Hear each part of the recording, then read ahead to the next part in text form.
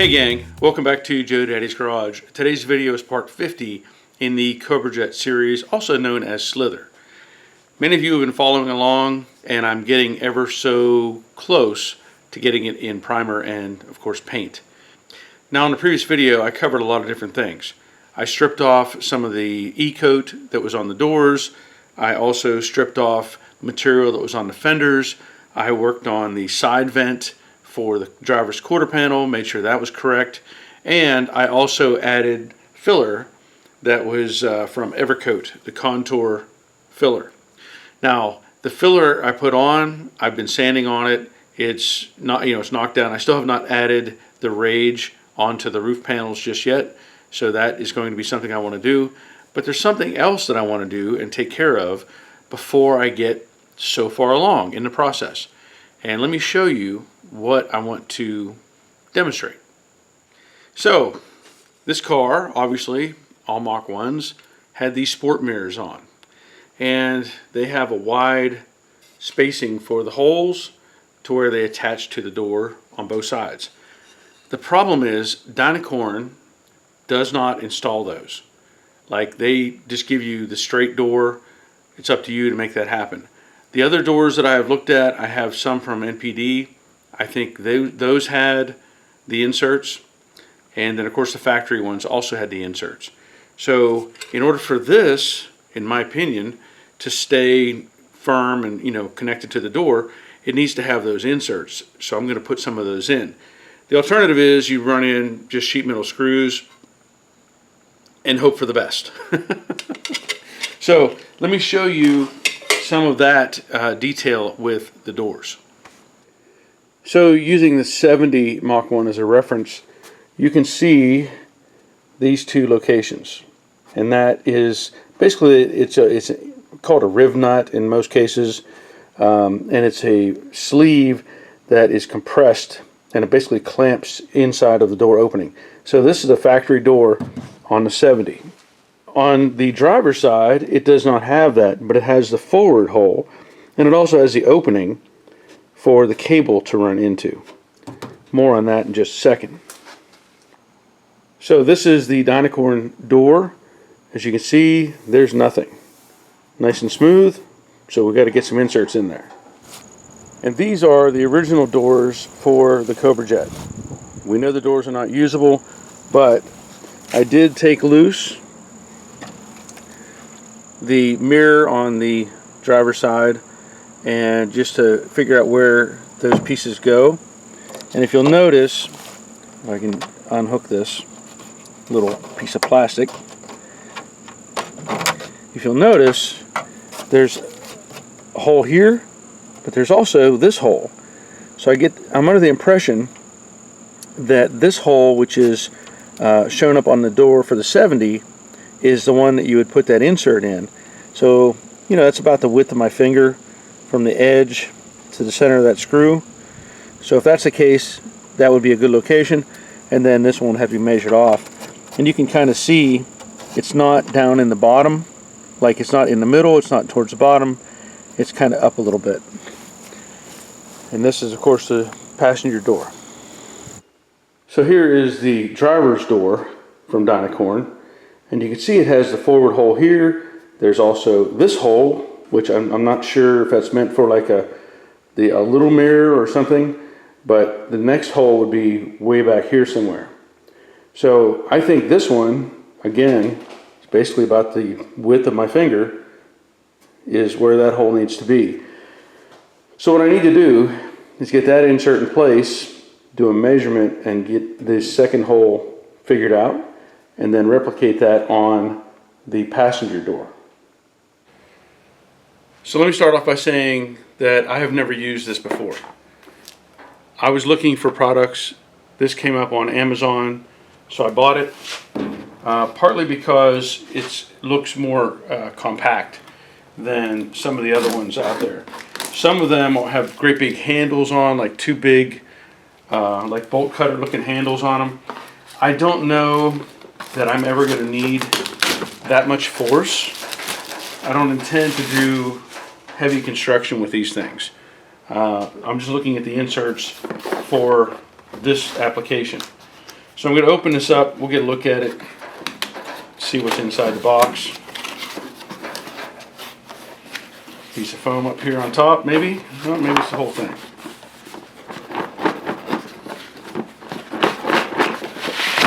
Okay, whew, alright. So that's the base of the box, big piece of styrofoam. This is a lot, probably a lot smaller than I had anticipated, to be honest. So hopefully that doesn't affect the function. So I'm going to open this up, and wow, that is a compact little tool. It's got a little collar here, or catch, you know, to keep the handles together. But it appears it looks like there's some adjustments on this. Of course, I'll have to, you know, figure it out moving forward. Now, it comes with, apparently, different sets, different sizes, and there's a collar inside of this, so I'm sure there's a combination of things you have to assemble. These are labeled. In this case, this is the purple-ish one, or pinkish one, is 1/4-20. This is 6/32. There's a variety of others here, 10/24, 8/32. And then we have some metric, M5, M6, and M3, M4. So, what I am looking at, I believe, is the 10/24, I think is the one, because I had already taken out some screws from the, you know, from out of the, holding the mirror on, and that's the same size. So it's going to be this 10/24. Okay. Put that back in the box for now. Close this up. And on the other side of this, apparently, are all of the inserts. And again, there's 10/24, there's 1/4-20, M5, M4, M3, and M6. And then the other ones, which are 8/32 and 6/32. And there's also a unibit, so you can step up the hole to the size you need. And there is a handy dandy tool. So I'm going to have to look this over. I'm sure there's probably some instructions here, and I'll figure out what the process is. But it shows you the breakdown of the tool, let's say, what all the pieces do, the mandrels, all that sort of thing. Gives you some sizing applications for driving it on, and then it shows you some assembly steps here. So hopefully I can figure this out. The idea is, whenever, if you've never seen one of these, you put the insert in the hole and you compress it, and it collapses and it holds onto the metal. That's the plan anyway. So I'm going to be using, as I said, I believe it was the 10/24 is what I had said. So let me just see if I can get one of these out. So I'll just try the screw that I have, and it threads right in there, so that's the size. This has some really nice engineering, in my opinion. It feels well made, and it seems fairly simple to operate. What you have is an outer sleeve up here on top. You've got another retaining or lock nut, let's say. So I'm venturing that this would allow for some adjustment, or maybe just that it's made to come off. You can see it has this inner set of threads inside of here, and then you have this collar which slides back, and that has what looks like a socket type of head to it. So this may just be how it's assembled, like you need something to hold it in place. So what I'm going to do is run this in about that far. I don't have any rhyme or reason why I'm going to go that far. I don't intend to use a wrench on this. but this part here turns that centerpiece, allows it to spin. Okay, the reason for that is you have your mandrel piece, which goes inside of this. Now what will happen is you can catch your fingernail on this inner spring-loaded piece, push it back, and thread this in. Now I'm not torquing that, all I'm getting it is up against the face, and then this collar will slide out and lock onto that and hold it in place. From there you have the retainer, let's call it that, for that piece and your now mandrel piece that you put in. So right now this is bottomed, no, not quite bottomed out. They said you can make this tight with the wrench if you need to. I don't know that I want to. So when you squeeze the handles together, you can see that it pulls back that center pin. So there's probably some adjustment here. You could probably back this out a little bit, and it may change that depth slightly. Now, I don't know exactly where this needs to be, how far it needs to be set up. I don't know. I'm not going to sacrifice one of these in order to find out.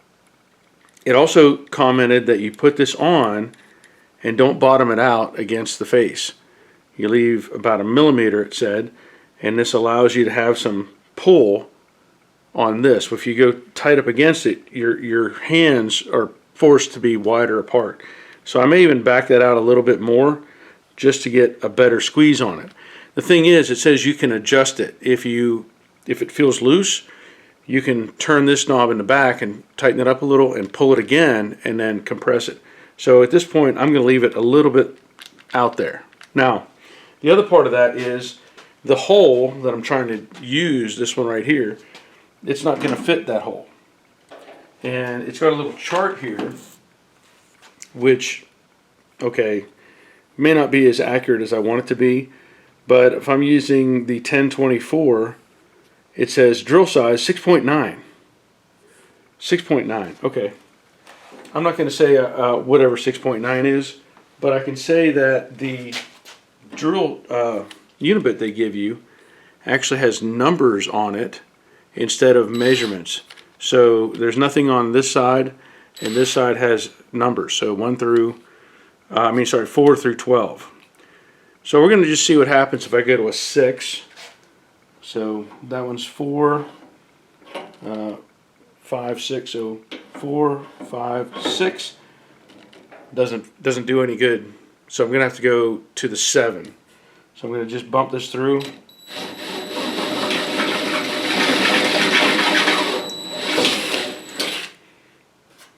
Nice clean hole. This should fit now, and it does. Yay! So we're going to see what happens.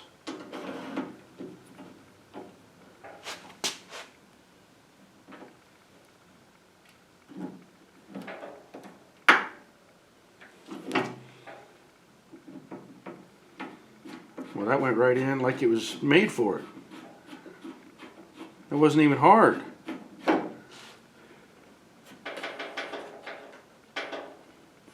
That's compressed and tight. Wow, okay.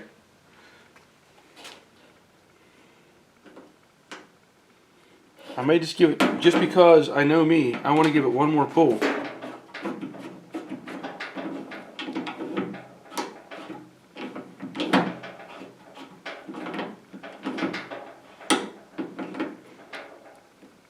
No, there's a little bit of movement, so let me just continue to walk it in.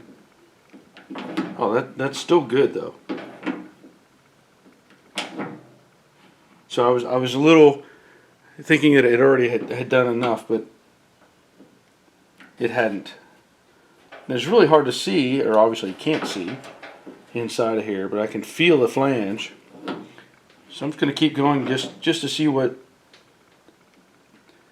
Okay, that feels really tight now. Yeah, so as I look at this, and if I take another one of these, this could be a good demonstration maybe. So if you look inside of this hole, if you can see down inside of that hole, let me see if I can get something to demonstrate this a little better. So I can take this screwdriver and touch the top of the threads. If I take my thumb and I indicate that depth, you can see that's how far down inside those threads are. Okay? And that's 3/16 maybe. So let me zoom in a little bit here, if we can get a good angle. And if I put this on and I do the same thing, if I get my hands to go the right way, that's the depth. That's now, it's collapsed. Do that one more time. Yep.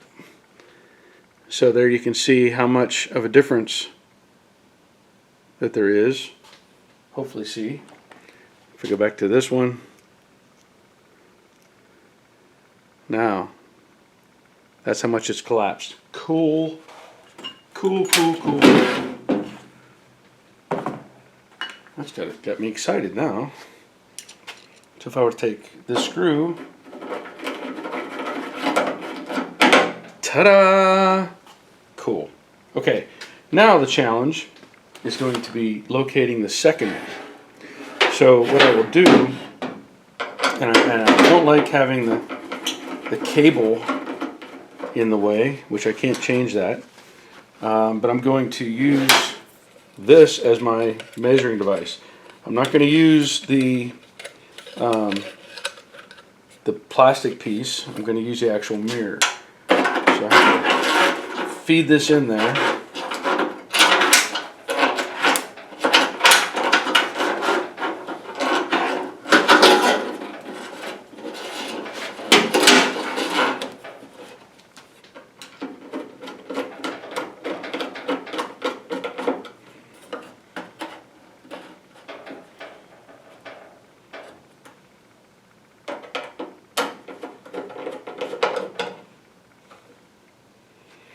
So with that, what I can do is draw a circle or something, put an indication here. I could even use a snap punch if I wanted to.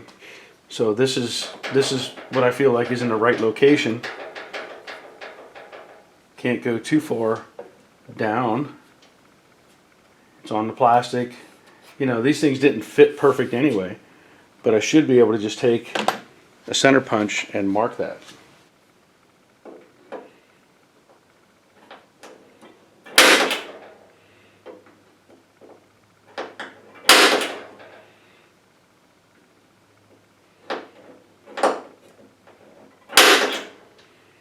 Okay, I now have a location, so I can drill a new hole, put the other one in. So I have my hole, or my location.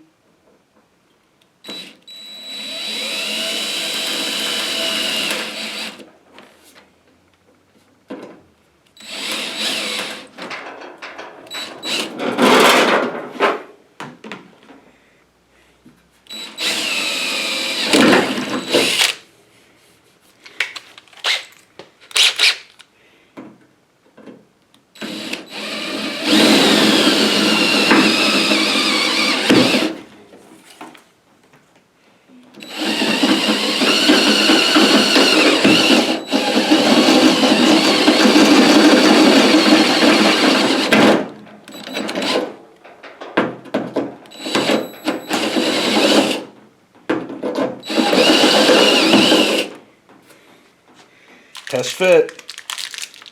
Never just go for the hole. Make sure you got the right size.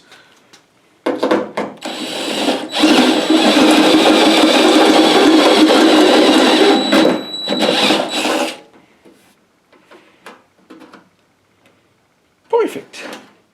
So I kind of like that idea, just like walking it in instead of trying to do it all at one shot.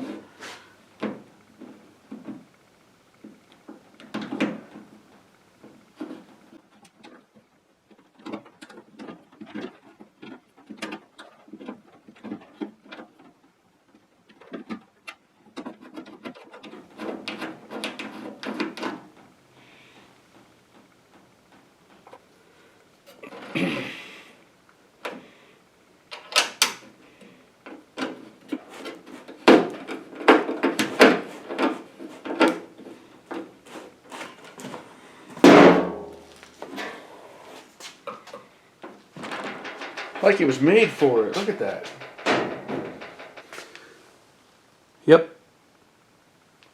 Yep.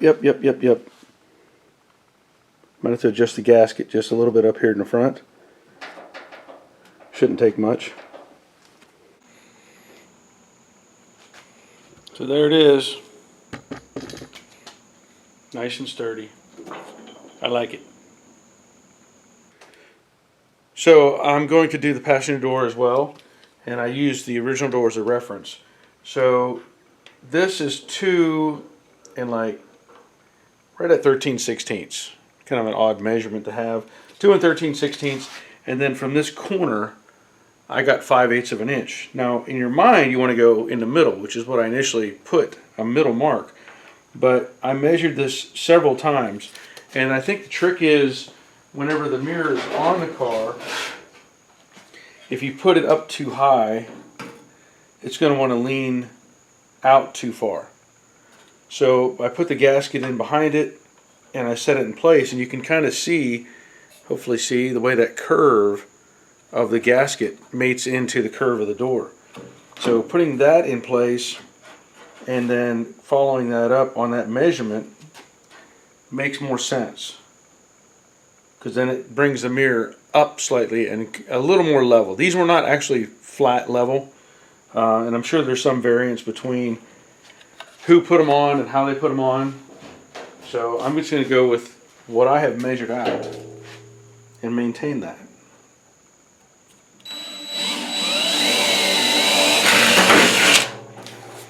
Now the rear one, what I had done is the same thing. I had set the mirror in place and done a snap, and I see that I have to move it back just a hair at this point to compensate the way where I really want it.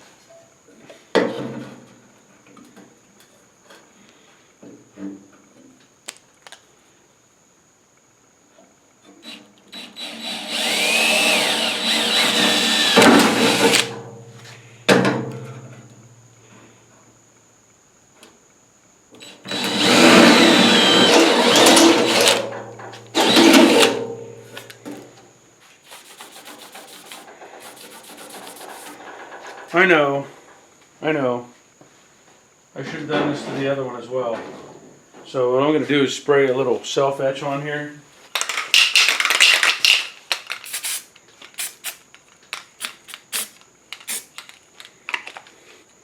I apologize for not showing you that, or not doing that on the first one, but doesn't mean we can't improve on the second one, right?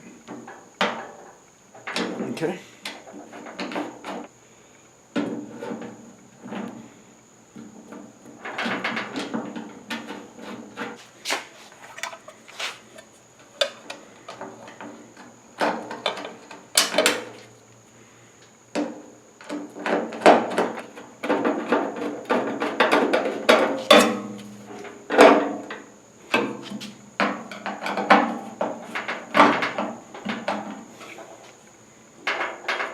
Great success. Well, that takes care of the mirror mounts. Now that I've thought about it, I have something else that I have to address on these doors that I really need to take care of before I even consider going to any kind of primer. So let me show you what needs to happen. Here we have the original passenger door, and this hole is not in the new doors. And I don't think they put that in any of the aftermarket doors. I think it's up to us to make this hole happen. Now, this hole is for this wiring bundle, which operates the interior lights. I don't know if there's any other function of that, but there are lights in the door panel, and so that's what that does. So that ends up in that hole. So what I need to do is replicate this. And let me just point out how bad this door was, because even part of this hole is rotted away. But this is the layers of material where the door would mount, and then the whole bottom is gone. So the door, you know, it's a shame because the skin was almost usable, but there's no way to undo all that stuff. So what I need to do is take some measurements and figure out exactly where this is. So the hard part is, what do you measure from? Well, I don't really know just yet. You know, if you look at the center line, it's kind of close to that hole, and that's about it. So I may just have to make a template if I can't take measurements. So the template would be putting a piece of paper or cardboard on top of this and making a tracing and try to replicate where it matches any of these other locations. I also notice there's a little screw right there, and that looks like, yeah, that's holding the wire bundle. I can feel it inside. So that's something else that isn't on the other door. So I may need to address that as well. As you saw, I removed the wiring harness. There was one screw up here and another screw here, and then internally on the bottom section there was a clip, and it's one of those that wrap around and has two halves that push into a hole. So I left all that in there. I did try to move the regulator up and down. However, in the 69 cars, unless you have the glass in here, which this one doesn't, you have a hard time moving it on the sliders. So 69 they were glue in, and 70 they were bolted in. Just keep that in mind if you're looking at doing one of these. The 70 is kind of an upgrade as far as the window regulators. Now, I made my template, as you saw, and here it is traced onto the new door. What I found also was I took a measurement from the bottom edge of the door, and from there to basically center line was 10¼ inches, and then using this flat surface coming up to center was basically 1 3/16 inches. Those are the measurements that I pulled from this door. Now I know there's variations. It's really hard to get exact because even the copy doors are not as good. You know, these body lines or these form lines are much crisper, and it's just, you know, the original doors are always better. So these, you can see this is all kind of rounded, not as good a quality as the originals, of course. But now I have a location and I'm happy with that. I also did some measuring where I went from the edge here to the center, edge to center, and everything is relatively as close as it needs to be in my opinion. Now just to make that into a bigger hole.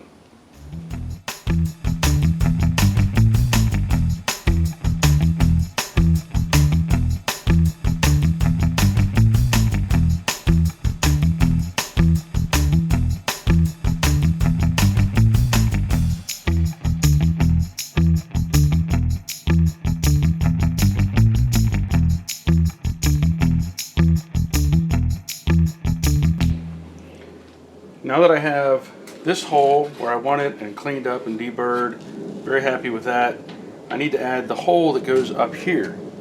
Now this is for, again, the retainer for the wiring harness. I measured the hole on the door. It's about a 195 200 thousandths, and so I just grabbed a drill bit. I'm not sure of the number, but this is a dead on 195, so that should be plenty. And then I also measured from the edge of this hole to the center line and got 1 7/16 inches, if I remember correctly. So I always go from the line rather than the end. Yeah, 1 7/16 inches. And from there, it's just kind of in this location. There's no real exact point, I would say. So I'm just going to drill this hole.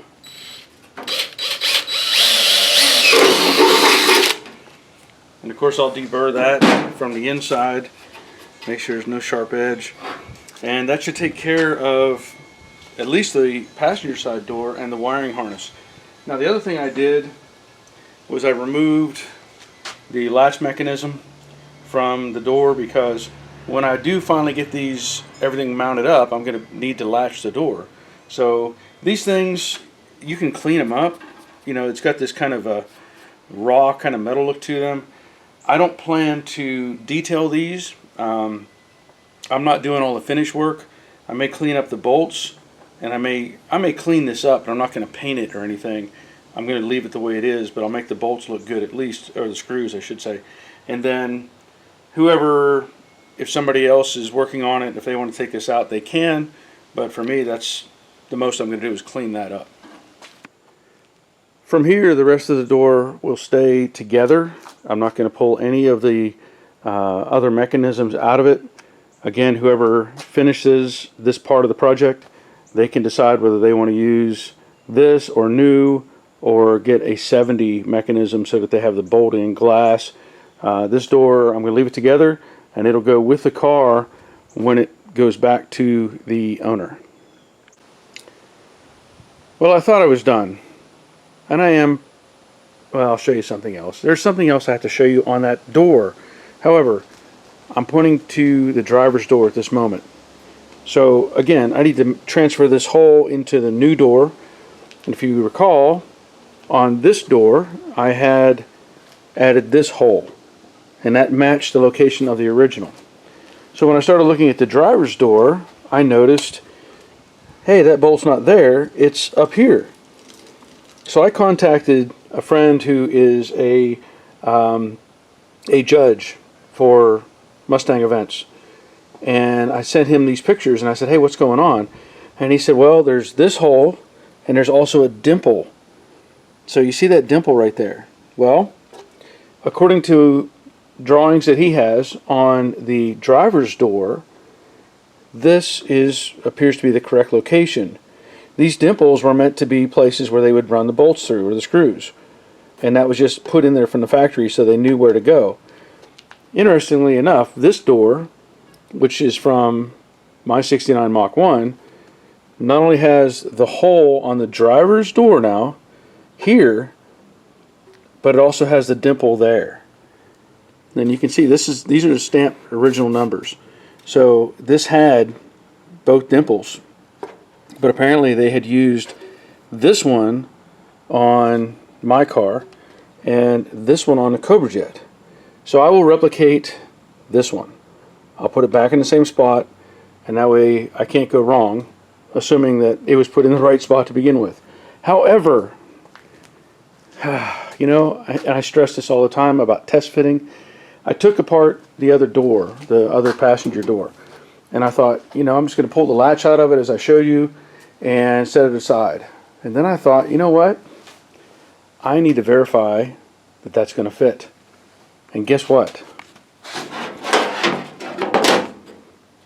It doesn't. There's not enough room for that to come through that opening. So what I'll end up doing is taking probably my sanding drum and sanding this opening and making it slightly bigger so that this latch can go in place. I mean, you can see, hopefully see, there's just no clearance. There's nowhere for it to go. So I have to make sure the holes are lined up and decide which way I need to go, whether up or down on the opening, to make sure I'm centered up on those holes. I can't say it enough. Test fit, test fit, test fit. Okay, so I had already recorded an ending for this video, and then I found those other problems. So I'm back to make another ending. I'm going to continue taking care of the driver's side door. Any other attachments or things that I need to move or relocate, I'll take care of that and make it as accurate as I can. So once again, thank you for watching.